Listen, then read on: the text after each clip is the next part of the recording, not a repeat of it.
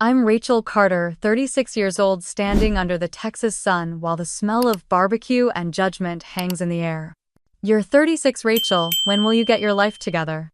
Dad calls out, flipping burgers as the family laughs politely. My sister Madeline beams, announcing she's interviewing at Novatech next week, expecting me to clap for her. But tomorrow, she'll walk into that interview and find me sitting at the head of the table. Before I tell you what happened next, have you ever kept your success a secret just to see who people really are? I adjusted the strap of my simple navy dress, feeling every pair of eyes flick toward me as I closed the gate behind me. The Carter family barbecue was always the same, a gathering that looked perfect from the outside, complete with fresh-cut grass folding chairs in neat rows and iced tea sweating on the tables. Dad Henry Carter stood by the grill, tongs in hand, wearing the same faded Astros cap he wore every year. He was 65 now, still sharp, still opinionated, still certain he knew what was best for everyone else. "Rachel, glad you made it," he called over, but his eyes didn't smile. He flipped a burger, then glanced at me again, studying the dress I'd bought at a clearance sale last week, making sure it was respectable enough to avoid Mom's passive-aggressive comments. Mom Linda, 63, came out from the kitchen carrying a tray of deviled eggs, the kind she always made for these gatherings, the kind she pretended were just a little something, even though we all knew she'd spent the morning arranging the paprika just right. "Oh, Rachel, there you are," she said, her smile tight, her eyes already darting past me to see if I'd brought anyone this time. I opened my mouth to answer, but before I could, Dad spoke up again, his voice loud enough for the cousins clustered by the fence to hear.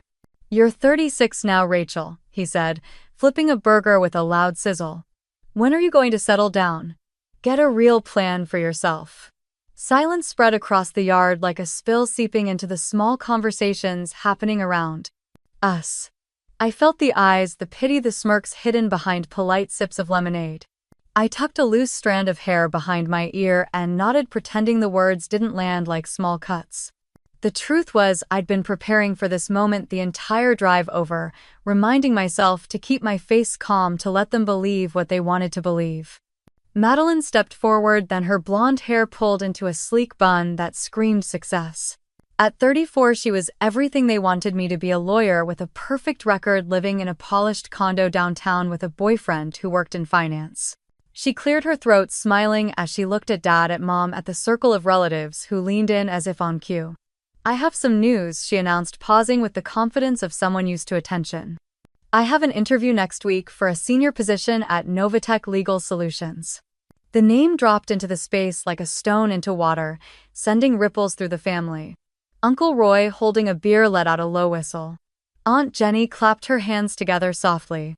Mom's eyes widened and she reached for Madeline's hand, squeezing it with pride that glowed across her face. "Oh, honey, that's wonderful," Mom said, her voice warm, filled with a pride I had never seen directed at me. "Novatech is growing so fast and you'd be perfect there." Madeline smiled, modest but pleased, her eyes flicking toward me for a fraction of a second as if to measure my reaction. I nodded, forcing a small smile, keeping my hands steady around the cup of iced tea I held. Dad chuckled, nodding his approval. "Now that's what I'm talking about. A real company, a real future." I felt their collective gaze shift toward me for a moment, a quick comparison, a reminder of where I stood or where they thought I stood. The air felt heavier, the sun hotter on my skin, but I kept my smile in place, pressing my thumb against the condensation on my cup to ground myself. Madeline turned back to Mom, launching into a detailed description of her application process, the partner who had recommended her, the prep she was doing for the interview. They listened with rapt attention, nodding, adding small comments about how proud they were, how much sense it made for her to take this next step. I took a small sip of my drink, letting the cold slide down my throat, tasting the sweetness, feeling the quiet hum of the backyard around me. I stood there listening, smiling, letting them continue to believe I was the lost one in the family. A breeze moved through the backyard, carrying the scent of grilled onions and smoky ribs, but it couldn't clear the heaviness that settled after Madeline's announcement. She kept talking, her hands moving in practiced gestures, explaining how she planned to structure her answers, how she had already mapped out the company's recent cases to impress the interview panel. Mom nodded, eyes shining, and squeezed Madeline's arm. "That's my girl. Always prepared, always pushing for more." Dad flipped a burger, glancing over with a small, satisfied smirk. You see, Rachel, that's how you move up. Madeline's always thinking ahead. I shifted my weight, feeling the wooden deck press against the soles of my flats. The heat pressed against my back, but I kept my face calm, letting the moment pass without a word. Madeline's laugh rang out clear and confident as she told Mom how Novatech was expanding rapidly, how getting in now could mean a fast track to partner-level work in a few years. You know, I'm really excited, she said, brushing a strand of hair behind her ear. They're cutting-edge, Mom, really at the front of tech and law. It's the future. I'm so proud of you, honey, Mom said, her voice warm. You always make the right choices. The words were gentle, but they landed between us like a barrier, an invisible reminder of where I stood in this family's eyes. I set my cup down on the patio table, feeling the water ring it left behind, a perfect circle on the glass. Madeline glanced at me, her blue eyes bright, her smile a touch too wide. You'll find something that fits you too, Rach. Maybe a smaller firm or even an office assistant role. You're good with people. The words were meant to sound kind, helpful even, but they cut sharper than if she had stayed silent. I raised my eyebrows, forcing a polite laugh, and nodded. Thanks, Mads. I'll keep that in mind. She didn't notice the edge in my voice, already turning back to Mom to continue her story, describing the outfit she planned to wear for the interview down to the subtle earrings that would say professional without trying too hard. Dad called out burgers already in that booming voice he used when he wanted to change the subject. Plates and hands moved quickly, paper napkins fluttering the air, filled with the clatter of tongs against the tray. I took a plate, moving down the line, squeezing mustard onto a bun, listening to the hum of conversation around me. I heard Novatech just signed something big with one of those space companies, Uncle Roy said, leaning in toward Madeline. SpaceX, yeah, Madeline replied, her voice lifting with excitement. They're doing legal structuring for their satellite expansions. It's exactly the kind of company I want to be with. I took a bite of my burger, chewing slowly, letting the words swirl around me. The irony was thick, but I swallowed it down with the taste of grilled beef and mustard, keeping my expression calm. They're lucky to even get her in the door, Dad said, wiping his hands with a napkin. Not many people can keep up with Madeline. Mom laughed softly, touching Dad's arm. She's always had a bright future. The words rolled over me, each one a small wave of dismissal I let wash past. My phone buzzed in my pocket, and I pulled it out, glancing at the screen. A message from Thomas, my COO, confirming the meeting with SpaceX was finalized for Monday. I locked the screen, slipping the phone back into my pocket, my fingers brushing against the fabric as I closed my eyes for half a second. Madeline's voice rang out again. Rachel, are you even listening? She laughed, tossing her hair back. We were just saying maybe you'll finally find something that sticks this year. The laughter that followed was light, but I felt the burn behind my ribs, the way the words hit a place that used to hurt but no longer did. I smiled, letting my eyes rest on hers. Maybe I will. She nodded, satisfied, turning back to Dad, who had started explaining how he'd gotten the grill to the perfect temperature for the burgers. I stepped back, letting the voices of my family fill the space, letting them continue their stories, their assumptions, their pride. The sun was dipping lower now, turning the sky a warm gold as it caught the edges of the fence. I took another sip of my drink, letting the cold slide down, grounding myself in the moment. They could keep believing I was the lost one, the disappointment, the sister who couldn't quite figure it out. Because in a few days Madeline would walk through the glass doors of Novatech, resume in hand, confidence in her step, ready to claim the future she believed was hers. And she would see me sitting at the head of the table waiting.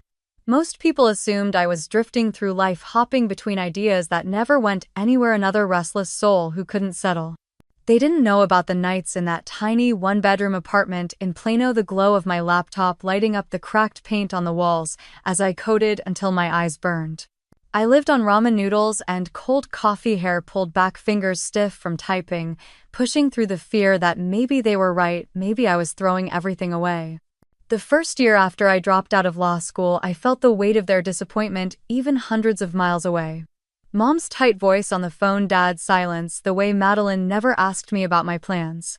But as I taught myself how to build algorithms, how to structure code, how to think like a machine, a different kind of hope started to bloom. It was small at first, like a spark in a dark room. I would scribble ideas on sticky notes, pasting them on the wall until the cheap paint couldn't hold them anymore, mapping out a system that could change how the legal world processed documents. No one in my family would have believed me if I told them I was building something that could scan thousands of pages, sort, categorize, and highlight key clauses in hours instead of weeks. I didn't tell them. Instead, I took Mom's maiden name Hayes and filed the paperwork myself for a small LLC. Novatech Legal Solutions was born at 3 in the morning over a mug of cold coffee with me whispering to myself that it would work, that I would make it work. The first clients were small law firms around Texas, the kind that didn't get attention from the bigger tech companies. I offered them a product that was messy, unfinished, but it saved them hours of work. I answered every email, personally fixed bugs at 2 in the morning, and took calls while sitting on the floor with my back against the door when I couldn't afford a proper desk. Then I met Elena Reed. She came to a local tech meetup in Dallas, her sharp eyes taking in the demo I was showing to 3 half-interested lawyers sipping lukewarm coffee. When the others left, she stayed behind, arms crossed, watching me pack up my laptop. "You built that system yourself?" she asked, her voice calm but carrying the weight of someone used to being heard. "Yes," I said, my voice shaking a little, hoping she couldn't see how thin my confidence really was. "It's rough," she said, looking at me directly. "But it's smart." She handed me her card, told me to call her, and walked away before I could even thank her. 2 weeks later, she wired $500,000 into Novatech's account, and I could finally hire 2 junior developers to help me fix the system, clean the code, prepare for the clients I was about to chase down. I moved Novatech from my apartment to a small office in Houston, then to Austin, then New York. Every move felt like tearing off a piece of who I used to be, replacing it with someone who could walk into a room and speak with certainty. Our team grew from 3 to 50, then to 300. I learned how to pitch to investors, to negotiate contracts, to say no without apologizing. I learned how to walk into a boardroom, sit down at the head of the table, and let the silence work for me. Just last week, I signed a $50 million contract with SpaceX to manage and process their expanding legal documents for satellite launches. They shook my hand, called me Miss Hayes, asked me about the vision I had for Novatech's next 5 years, never once questioning if I was old enough, if I was serious enough. They didn't know the hours I spent coding in the dark, the ramen dinners, the fear. And now, as Forbes prepared to run a feature on Novatech the morning of Madeline's interview, I could almost hear Dad's voice in my head telling me to get a real job.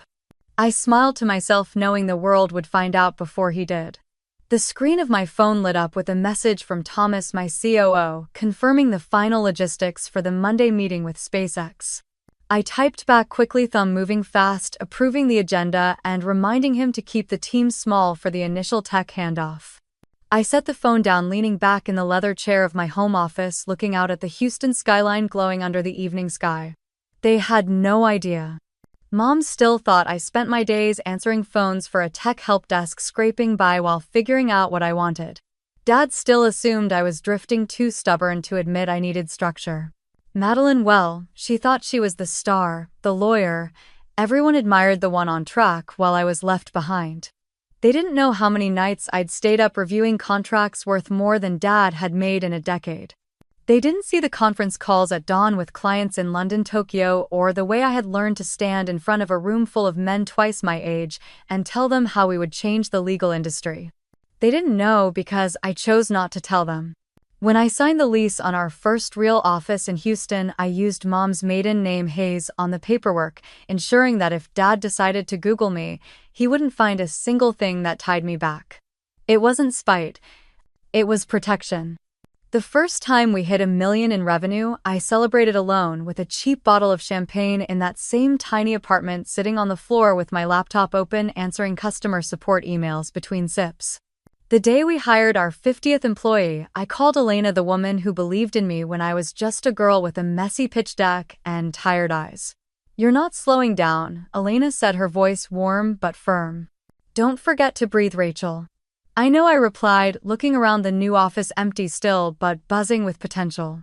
Elena had put in $500,000 when Novatech was nothing but a rough prototype and a dream. She never hovered, never pressured, but she checked in, reminded me to see the bigger picture when I got lost in the daily grind. The day we hit our first big milestone, a small law firm in Austin landed a settlement they credited to our system's ability to review thousands of pages in hours. I remembered sitting there, the client's voice on speaker thanking us, thanking me. That was the day I knew I hadn't wasted my life. Now with SpaceX, we were no longer the quiet disruptor. We were on the map. I could almost see the article Forbes would run the headline in bold above a photo of me in a navy blazer, arms crossed, standing in front of our Houston office. Novatech Legal Solutions, the quiet giant behind SpaceX's legal operations. I could see Mom clipping the article, her hands trembling, a little unsure how to process what she was reading. I could hear Dad clearing his throat, trying to find the words to cover the years of dismissive comments. Madeline would be getting ready that morning, straightening her blazer, checking her makeup, rehearsing her lines, not knowing that when she walked into that glass building she would be walking into my world. For years I stayed silent, working in the shadows, letting them believe I was lost. But sometimes justice comes quietly, wrapped in the sound of your own footsteps as you walk into your office, head held high, ready for the world to finally see. Sometimes justice comes late, but it comes. Madeline had always been the pride of the family, the one who never stumbled, never questioned the path laid out for her. She walked through life with a certainty I used to envy, her law degree from UCLA hanging on Mom and Dad's wall like a trophy they could point to during dinner parties. She worked at one of those shiny law firms downtown, the kind with glass walls and marble floors, the kind that made people nod in approval when you mentioned it. Meanwhile, I was the reminder of what they considered failure, the daughter who quit law school, the one who didn't follow the plan. They never saw the nights I spent building something real while they praised Madeline for her promotions and her neat little life. I was sitting on the back porch, letting the evening air cool the heat that still clung to my skin from the afternoon when Madeline found me. She slipped out through the sliding glass door, closing it softly behind her like she was stepping into a different world for a moment. "Mind if I sit?" she asked, not really waiting for my answer before pulling out the chair beside me. I shrugged, taking a slow sip from my water, watching the last bit of sun dip below the fence. She glanced at me, her face glowing from the lights strung up around the patio, her lips curled in that confident smile she always wore. "Rachel," she started, leaning forward a little. "I know things haven't exactly worked out the way you wanted." I turned my head, looking at her, but said nothing. She kept going, her voice soft, but filled with that unshakable certainty. "I just want you to know I'm rooting for you. I really hope you find something stable, something that fits." She meant it as kindness, I think, but it felt like a soft punch to the ribs. I nodded, letting her believe I appreciated it, letting her feel like the good sister for offering me encouragement. She smiled, relieved, then straightened up, excitement lighting her eyes. "I didn't tell you the best part earlier." I raised an eyebrow, waiting. "I got a call back from Novatech," she said, her voice bubbling with pride. "They were really impressed with my application. It's a senior position and they're expanding so fast. It's the perfect next step." She paused, watching me for a reaction, her eyes searching for the envy she expected to find. I let a small smile touch my lips, nodding. "That's great, Mads." She laughed lightly, brushing her hair behind her ear, confident and satisfied. "I know, right? It feels like everything I've worked for is finally aligning. They're doing huge things over there." I leaned back, letting her words settle, letting her continue in her bubble of triumph. She kept talking about her interview prep, how she was planning her answers, what she would wear, how this would position her perfectly for partnership in a few years. I listened, letting her voice fill the quiet, noticing the way she glowed under the string lights, the way she believed with every fiber that she was walking into her destiny. Inside, I felt something unexpected, something I hadn't felt in a long time when it came to Madeline. Not anger. Not jealousy. Pity. Because she didn't know. She didn't know the company she was bragging about was mine, that the role she was preparing for would lead her to sit across from me. She didn't know the world she was so eager to join was one I had built brick by brick, line by line of code, sacrifice after sacrifice. She didn't know, and for the first time I felt free from needing her to know. Madeline's phone buzzed, and she glanced at it, smiling as she typed a quick reply, her fingers moving fast. She stood up, giving my shoulder a light squeeze, the gesture almost maternal. "You'll get there too, Rachel. Don't give up." I nodded, hiding a small laugh that threatened to slip out. She walked back inside, her head high, the door closing softly behind her. I stayed there letting the quiet return, the stars blinking above me as the last of the day's heat faded from the boards beneath my feet. I pulled my knees up to my chest, resting my chin as the cicadas hummed in the dark, filling the silence Madeline left behind. Inside, I could hear laughter, forks clinking on plates, the easy comfort of a family that believed everything was exactly as it should be. I closed my eyes, remembering the day I told Mom and Dad I was leaving law school. Dad's face had gone red, the vein in his temple pulsing as he paced the living room, hands clenched. "No, Morgan has ever quit anything. Rachel," he'd shouted as if the family name would crumble because I refused to live in a courtroom. Mom had just stood there, her arms crossed tight, her eyes hard. "How do you expect to survive without a real plan?" I did survive. And more than that, I built something they could never understand, something that mattered. But none of that would ever be enough for them because it wasn't the plan they chose. A mosquito landed on my arm, and I brushed it away, the sharp sting grounding me in the present. The back door creaked open, and I turned my head as Madeline stepped out again, hugging her arms against the breeze. She walked over and sat down, glancing at me, a small smile on her lips. "You're always out here alone, you know," that I gave her a small shrug. "It's quieter out here." She looked down at her hands, picking at her nail polish, before glancing back up at me. "I meant what I said earlier," she continued, her voice softer now. "I really do hope you find something steady, something that makes you happy." I let the words hang there, studying her face under the porch light. She believed it, truly believed she was helping, that she was being kind. "I know," I said quietly, taking a breath. Her shoulders relaxed, and she nodded, the tension leaving her posture as if she had completed a duty she set for herself. "I think Novatech will be the place for me," she said, her eyes lighting up again, the confidence sliding back into place. "They're doing incredible things. I've been reading about them, their tech, their growth. They're exactly the kind of company I need to be at to move up." I watched her, the way her excitement bubbled out in every word, her hands moving as she spoke, painting a picture of a future she was so sure was waiting for her.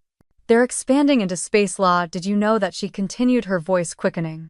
"They just signed a huge deal with SpaceX. I can't even imagine being part of something like that." I nodded, letting a small smile touch my lips. "Sounds like a big step." "It is," she said, her grin wide, her eyes shining with that glow she always carried when she talked about herself. "And they're impressed with me.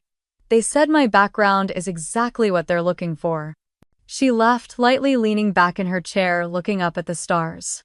"This is it, Rachel. This is what I've worked for." I looked at her, seeing the little sister who used to follow me around the yard, clutching a stuffed rabbit, begging me to push her higher on the swing. Now she was a grown woman, so sure of her place in the world, so certain that she was untouchable. I felt something shift inside me then. Not anger, not resentment. Just a soft ache of pity for how hard she was trying to prove herself to everyone, never once stopping to wonder what she truly wanted. Her phone buzzed, lighting up her face as she picked it up, her smile widening. She typed quickly, her thumbs flying, before glancing at me with a teasing smile. She stood, slipping her phone into her pocket, brushing off her jeans.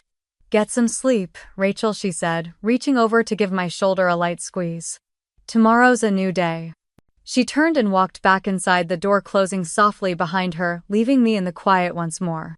I pulled my phone from my pocket, the screen lighting up with a new message from Madeline. "Hey, quick question," it read. "Do you know anything about Novatech? I hear they're about to explode." The clock on my wall glowed 11:02 p.m. as I stood by the window, looking out at Houston, the city lights blinking against the dark sky like quiet promises. My phone buzzed in my hand again, Madeline's name lighting up the screen. I hesitated, taking a breath before answering, letting the line open with a soft click. "Hey Mads," I said, keeping my voice even. "Rachel, you're up," she said, her voice bright but edged with a nervous energy I recognized immediately. "Couldn't sleep," I replied, watching a red tail light streak down the highway far below. She let out a small laugh. "Same here. Big day tomorrow." "Yeah," I said, letting the silence fill for a second. "So I know you've done some tech stuff," she continued, her words careful, trying to sound casual. "I was wondering if you could give me a few tips for tomorrow. Novatech is big on innovation, and I want to say the right things." I let out a slow breath, the corners of my mouth twitching. "Sure. What are you thinking of focusing on?" She started talking fast, her words tumbling over each other. They asked me to prepare thoughts on how tech can streamline legal processes, maybe ideas on contract automation or client onboarding. I've read up, but you've always been good at explaining these things simply. Her praise was unintentional, a slip in the armor she always wore. You should talk about how AI can handle first-pass document reviews, I said, shifting to sit on the edge of my couch. Emphasize accuracy and time saved for clients. Show them you understand the balance between tech efficiency and human oversight. She hummed in agreement, and I could almost see her nodding, pacing in her apartment, her notes spread out on the coffee table. That's good. Really good, she said.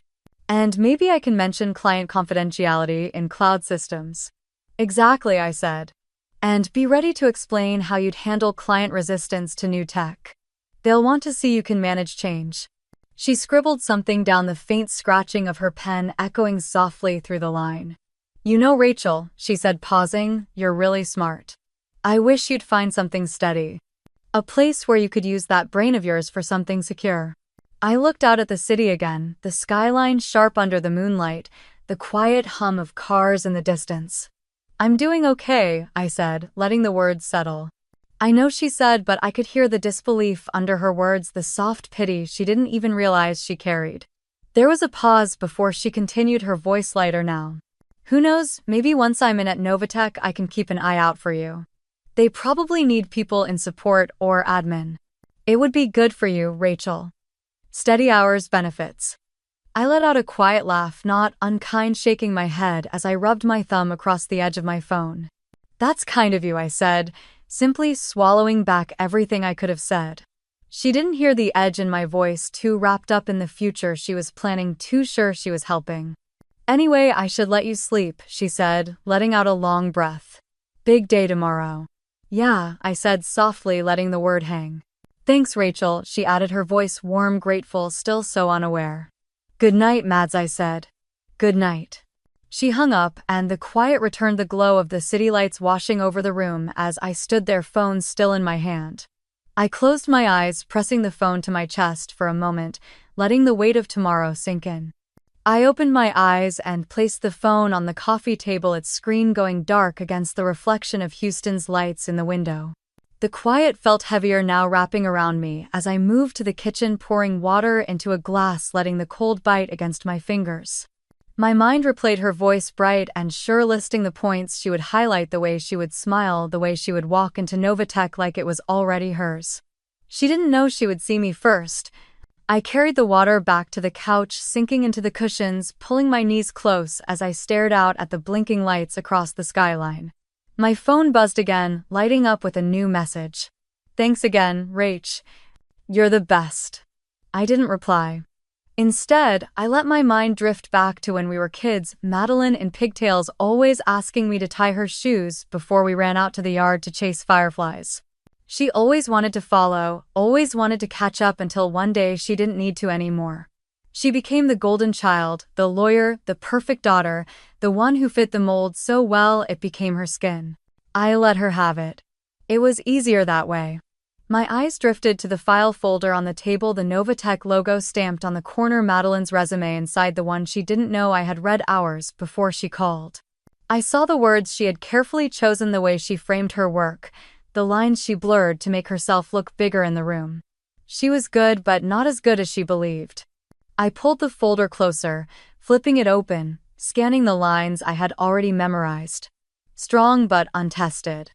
Confident but not prepared for the questions I would ask. And she would be sitting across from me tomorrow, watching as I asked them. The thought pulled a strange ache through my chest, a mixture of sadness and something like relief. Relief that I no longer needed her approval. No longer needed to prove my worth against hers. Sadness that she still needed mine. I closed the folder, pushing it aside, letting it fall against the coffee table with a soft thud. The city lights blurred for a moment as I blinked, letting the emotion pass, letting it settle into the quiet that I had learned to live with. I stood and walked to the window, pressing my palm against the cool glass, watching the reflection of myself in the dark. 36 years old, CEO of a company about to close another round of funding, about to sign new contracts that would shift entire industries. And tomorrow, I would sit across from my sister, the golden child, as she tried to prove herself in a world she didn't know was already mine. I turned away from the window, letting the lights of Houston fall behind me as I headed to bed, the echo of her voice still in my mind. Maybe I can get you in too, Rachel. Something steady. I lay down the sheets cool against my skin, pulling the blanket up to my shoulders. Tomorrow, I thought, closing my eyes as the quiet swallowed the last of the city's noise. Tomorrow, I will be the one interviewing my sister. The elevator doors slid open on the 38th floor, the morning light pouring across the marble floors of Novatech. Madeline stepped out, navy blazer sharp against her frame, a leather folder clutched in her hand, her heels clicking with confidence. She was scanning the lobby, her eyes bright with nerves until they landed on me. And stopped. Her mouth opened, closed, opened again, confusion flashing across her face as she took a hesitant step forward. Rachel, she whispered, her voice cracking as she tried to keep it steady. I didn't move from where I stood near the glass wall. The skyline of Houston stretched out behind me. Good morning, miss. Hayes, one of my team, called as they passed, nodding respectfully before disappearing down the hallway. Madeline's eyes flickered at the greeting, her brows pulling together as she looked back at me. I gave her a single nod, letting the moment stretch, letting the weight of it settle between us. This way, I said, turning and walking toward the main conference room, the sound of my heels echoing against the polished floor. I didn't look back, but I could hear her following, her steps slower, now measured, the confidence she wore like a second skin starting to crack. Inside the conference room, sunlight poured across the long table, the chairs arranged neatly, the screen displaying the Novatech logo glowing softly. I walked to the head of the table, setting my notes down, letting my hands rest on the chair before pulling it out and sitting. Madeline stood in the doorway, frozen, her eyes wide, her fingers clutching the folder so tightly her knuckles were white. Please have a seat, I said, my voice calm, even the tone I had used in every high-stakes meeting I had led. She stepped forward, her movements stiff, lowering herself into the chair across from me. For a moment, neither of us spoke. I studied her, the way her shoulders rose and fell with each breath, the way her eyes darted around the room before landing back on me. What is this? She finally managed, her voice small. I tilted my head, letting a breath pass before answering. I'm Rachel Hayes, I said, meeting her eyes directly. CEO of Novatech. Her face strained of color, her lips parting as she tried to form words that wouldn't come. But you said. She stammered, her voice cracking as she clutched the folder closer to her chest. I never said I wasn't building something, I replied softly, but my voice held firm. She swallowed hard, her eyes glistening as she blinked rapidly, fighting to hold her composure. I turned to the screen, clicking the remote, pulling up the first slide of the interview agenda. We'll proceed, I said, letting the tone shift back to the CEO who ran this room, who commanded this space. Madeline nodded, but her hands were shaking as she opened her folder, flipping through her notes with trembling fingers. The first few questions were easy ones I gave to every candidate, letting them find their footing. She answered, but her voice was unsteady, her eyes flickering to me with every word, searching for something she couldn't find. Then came the technical questions, the ones about integration, about automated review, about security layers. She tried to answer, but the words tangled, her confidence slipping as she stumbled, the polished phrases from her resume falling apart under the weight of real questions. I read about it, she said, her voice barely above a whisper, her eyes pleading. I understand the basics, but I watched her, letting the silence grow, letting her feel it, the truth settling between us in the space her words couldn't fill.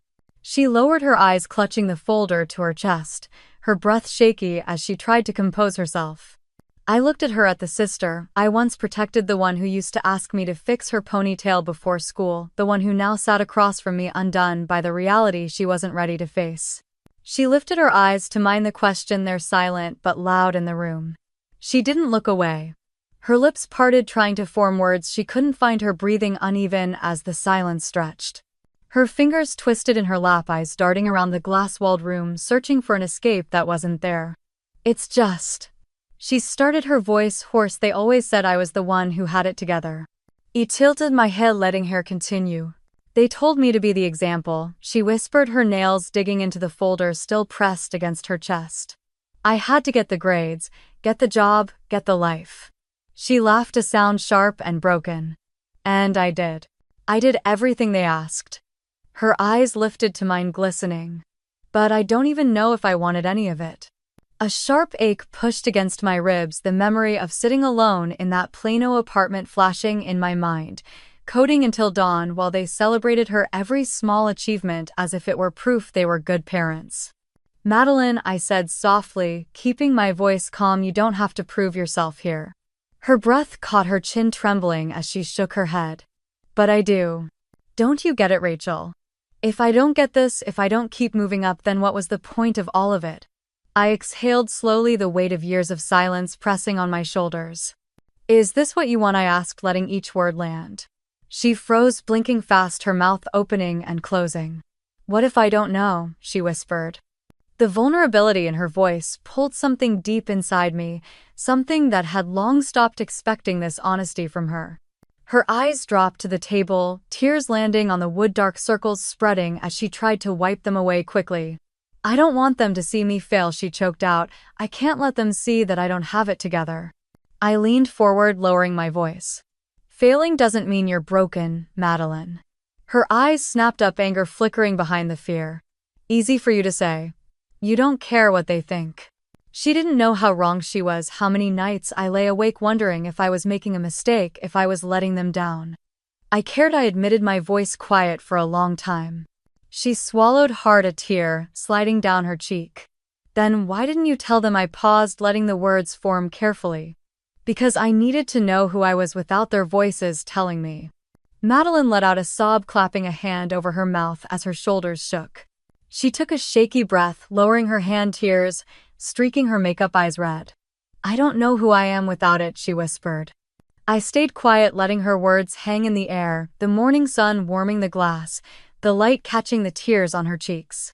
The confident sister was gone. In front of me was a woman, scared, tired, desperate to be seen. I opened the folder she had dropped, glancing at her resume, the lines she had highlighted to impress, the words crafted to look bigger, stronger, more certain. You're smart, I said calmly, and capable. She looked at me, blinking, her chest rising and falling rapidly. But you're lost, I added gently, just like I was. She pressed her lips together, her breath catching, her hands trembling on the table. Madeline, I said, letting the pause draw her eyes back to mine, do you really want this job? I watched her, the moment stretching, her pupils shaking as they met mine. Or do you just want them to finally see you? She stared at me, breathing hard, tears sliding down her cheeks as the question settled between us. The conference room was quiet, only the hum of the city outside, the clock ticking softly on the wall. Madeline's lips trembled.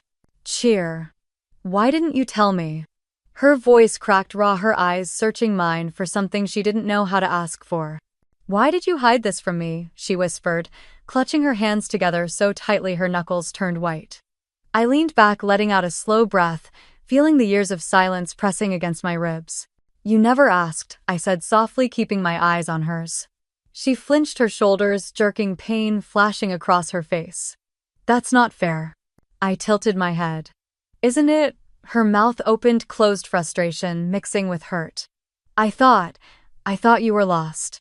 She let out a short, bitter laugh, wiping tears from her face with the back of her hand. I thought you were the failure. I stayed quiet, letting her words echo in the glass room, letting them land.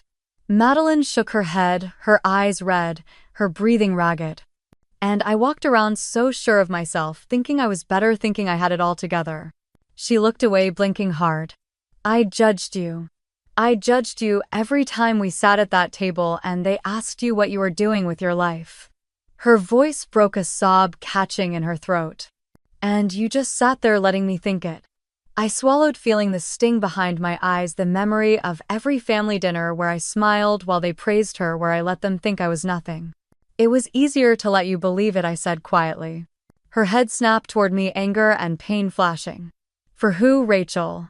For who was it easier? I took a slow breath, steadying my voice. For me, for you, for them.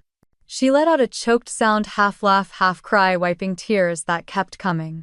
Do you even love what you do? I asked softly, watching her face. Madeline froze, her eyes widening as if I had struck her. I don't know, she whispered, her voice so small it barely reached me. She sank back in the chair, shoulders slumping, her hands falling into her lap, palms up empty.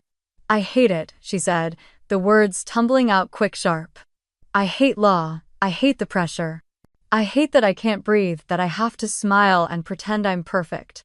Her face crumpled as she covered it with her hands, her sobs muffled against her palms. I'm so tired, she whispered, her body shaking as the words broke free. I stood, moving around the table, kneeling beside her, placing a hand on her arm, feeling the tremble under her blazer.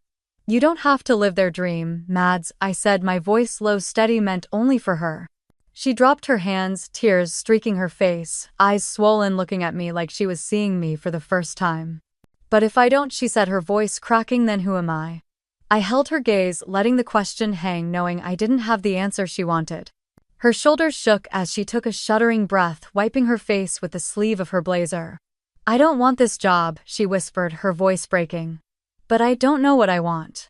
I squeezed her arm gently, feeling the truth of her words, settled deep in the quiet between us, the world outside, moving on while she finally let herself stop pretending. She wiped her eyes again, her breath coming out in shaky bursts, trying to gather herself. I don't even know who I am if I'm not the perfect one, she whispered, staring down at her trembling hands. I sat on the edge of the table, letting the soft hum of the air vents fill the quiet between us. You don't have to be perfect to be loved, I said, my voice calm. She let out a short, bitter laugh, shaking her head. Tell that to Mom and Dad. I tilted my head, watching her. Have you ever told them what you really want? She glanced up, her eyes wet, confused. I don't know what I want.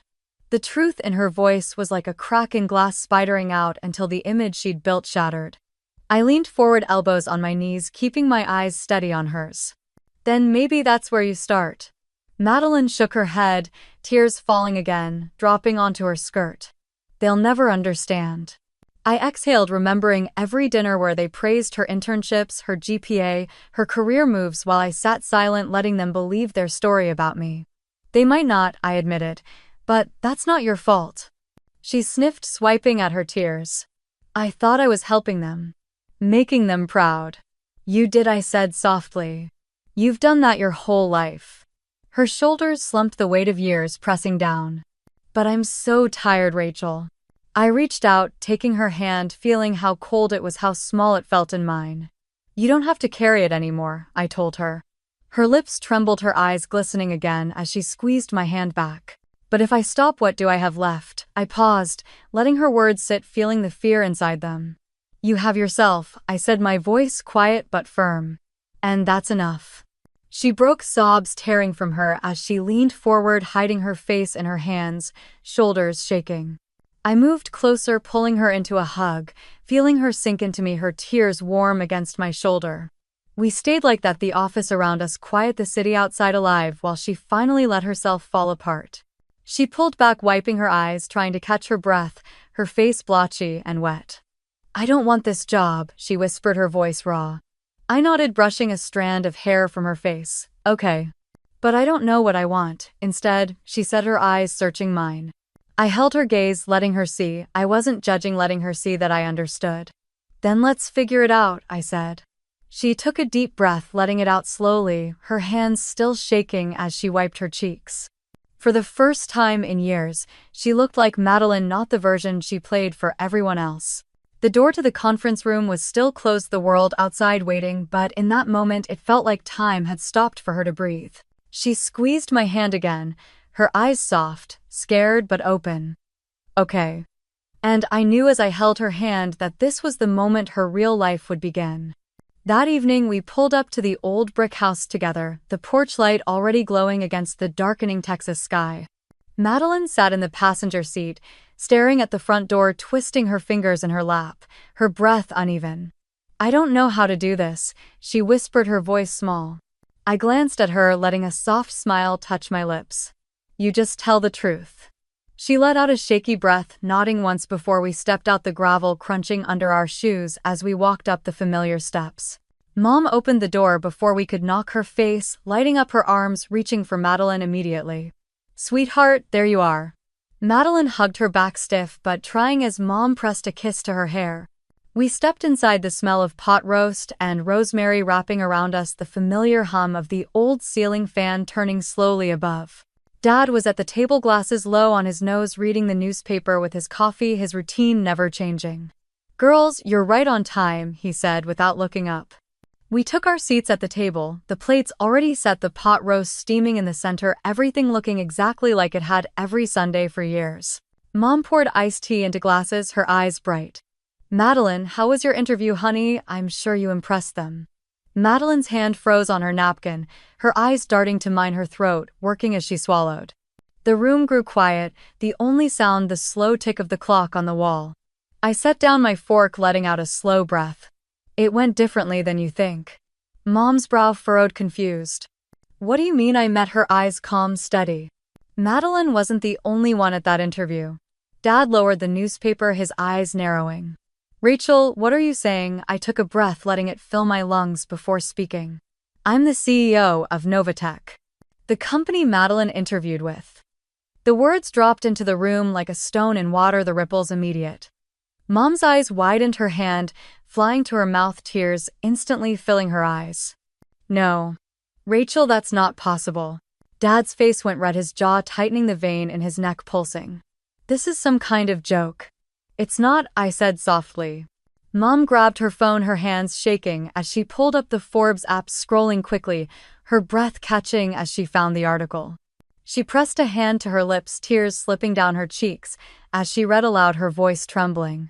"Novatech secures $50 million SpaceX contract under CEO Rachel Hayes." Dad's hand dropped to the table, the newspaper falling to the floor, forgotten. Mom turned to me, tears streaming, her voice breaking. "Rachel, why didn't you tell us?" I held her gaze steady, feeling years of silence, years of letting them think what they needed to think. "Because I didn't need you to validate who I am." The truth settled like dust in the room, no one moving, no one speaking. Madeline took a shaky breath, stepping closer to the table, her voice trembling. "Mom, Dad, I don't want to be a lawyer anymore." Mom's head snapped toward her, eyes wide. "What, Madeline, don't say that." Madeline's chin shook, tears in her eyes, but she didn't look away. "I never wanted this. I did it for you. For both of you." Dad opened his mouth, but no words came, his shoulders slumping as he stared at the table. Mom's face crumpled, tears spilling, her hand reaching for the edge of the table as if to steady herself. The pot roast sat in the center, steam curling up untouched, the silence louder than any argument we had ever had in this house. Madeline wiped her tears, her voice soft but clear. "I don't know what I want yet, but I know it's not this." And for the first time, no one tried to argue. Dad's shoulders slumped as he leaned back, the weight of his expectations folding into the silence. Mom reached for a napkin, dabbing at her tears, her lips trembling as she tried to find words. The forks on our plates lay untouched, the pot roast cold, the smell thick in the room. Madeline glanced at me, her lips pressing together as she tried to steady her breathing. I gave her a small nod, letting her know she didn't have to fill the silence anymore. Mom's voice broke as she finally spoke. "Maddie, we only wanted you to have security." Madeline's eyes flickered, sadness and exhaustion crossing her face. "I know, Mom." She folded her hands on the table, the knuckles white. "But I've been living your dreams, not mine." Dad rubbed a hand over his face, his wedding ring catching the light, his eyes downcast. "You think we did this to hurt you?" he asked quietly, his voice rough. Madeline's shoulders shook as she let out a breath. I know you thought you were helping." She looked at both of them, her voice gaining strength. "But I'm not happy." The words were simple, but they cracked something open in the room, the truth echoing between the four of us. Mom's hands trembled as she set the napkin down, her eyes meeting mine, glassy and red. "Rachel, why didn't you tell us about Novatech?" I inhaled, letting the air fill the space in my lungs that had always felt tight around them. "Because you never asked," I said softly, holding her gaze. Her lips parted, a small sob catching in her throat as she looked away, her shoulders shaking. Dad reached for the printed copy of Forbes beside his plate, his eyes scanning the article again, the headline bold beneath my photo. He swallowed, the sound loud in the quiet kitchen as he lowered the paper, his eyes meeting mine. "I didn't know," he whispered. I nodded. "I know." The old clock on the wall ticked each second, stretching as they absorbed the pieces of the daughters they thought they knew. Madeline reached across the table, her fingers brushing Mom's hand. "Mom, I don't want to do this anymore." Mom's tears fell again, dripping onto the tablecloth, her hands clutching Madeline's. "Then don't, baby." Madeline's face crumpled, relief and fear mixing in her eyes. "But I don't know what I'm supposed to do now." I reached over, placing my hand on top of theirs. The three of us connected, the warmth steady. "You figure it out," I said, keeping my voice calm. "On your terms." Dad let out a shaky breath, his eyes softening as he looked at Madeline. "And we'll try to understand." Madeline's tears came again, but her smile was small, real, breaking through the exhaustion. Mom's hand lifted, brushing a tear from Madeline's cheek, her lips quivering. "I'm sorry we didn't see it." Madeline closed her eyes, leaning into Mom's hand, her breath steadying as she let herself be seen. For a moment, it was quiet, the four of us sitting there, the clock ticking, the cold dinner forgotten. Then Dad reached for his water, his hand still shaking as he took a sip, setting the glass down carefully. He looked at me, his voice low, resigned. "You built something incredible, Rachel." I nodded once, the years of silence between us no longer heavy. "Thank you." He picked up the Forbes article again, reading the last line, his eyes lingering on it. Setting it down, he let out a breath, his shoulders dropping as he finally lifted his eyes. And for the first time, there was no lecture, no questions, no defense, just the truth sitting quietly in the room as Henry Carter lowered the paper, his eyes tired, his voice gone, with nothing left to say. The quiet in that kitchen felt like the first honest breath any of us had taken in years. Madeline let out a slow sigh, wiping her eyes with the edge of her sleeve, her shoulders dropping as if she had just put down a weight she'd carried for too long. Dad set the paper aside, rubbing a hand over his face, the lines at the corners of his eyes deeper in the soft light above the table. Mom pressed her lips together, twisting her wedding ring, blinking hard to hold back the tears that kept coming. No one moved to clear the dishes or pretend that dinner could continue.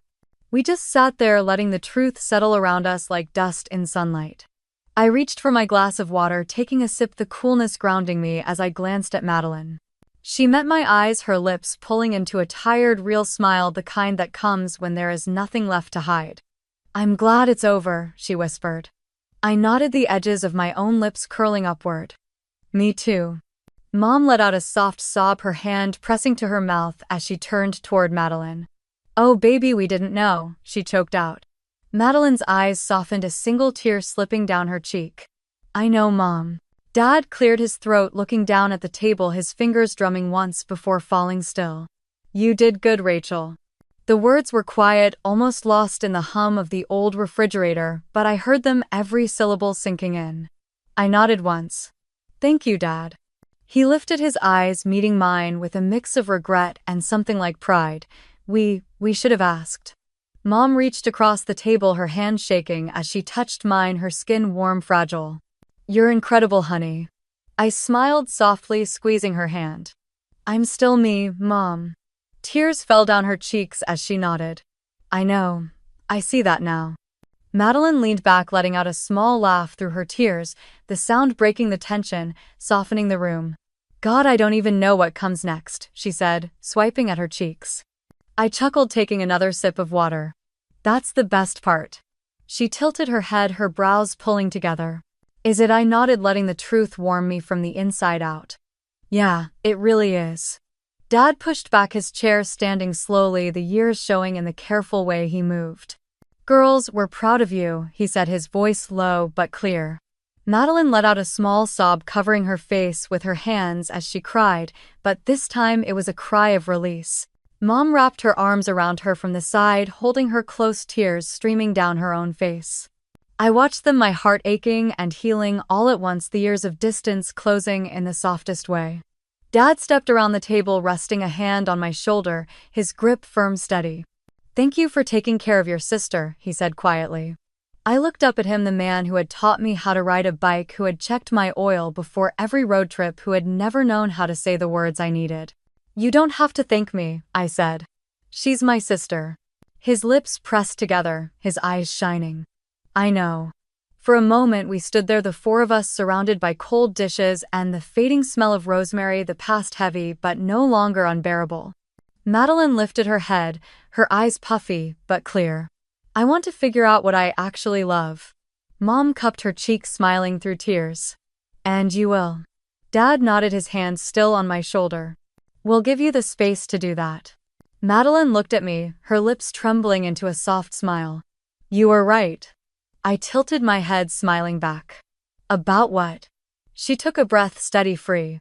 "That there's more to life than making them proud." And for the first time I truly saw her as she began to discover who she could be.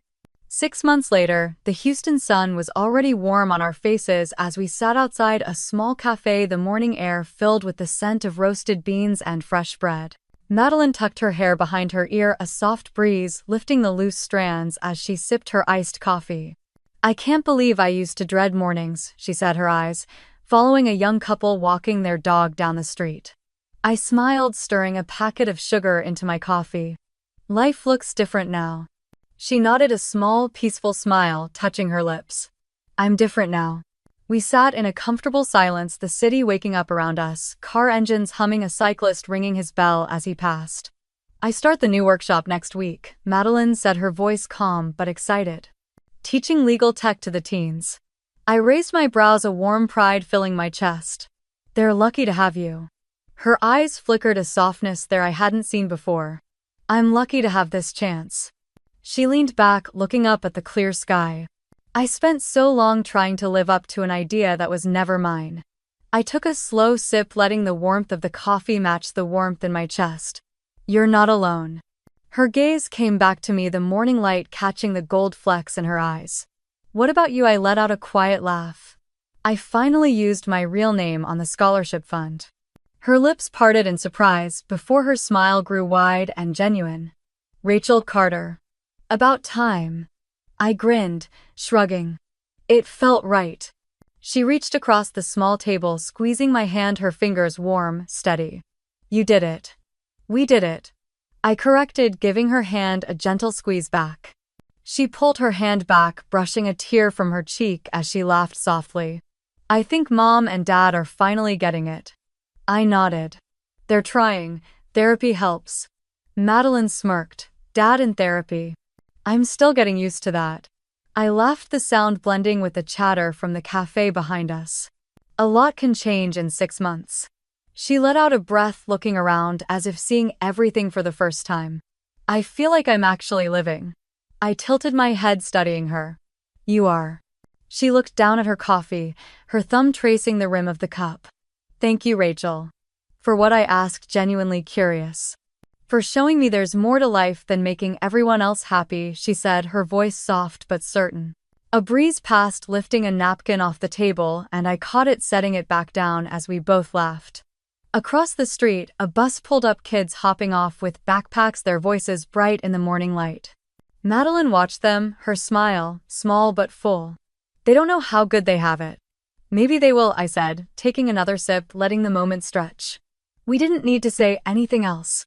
We sat there, sisters equals free in a way we had never been before. The sun rose higher and I closed my eyes for a moment, feeling the warmth on my skin, the freedom in my chest. For the first time, I wasn't proving myself to anyone. I was just living. Have you ever been in a situation like this? Share in the comments.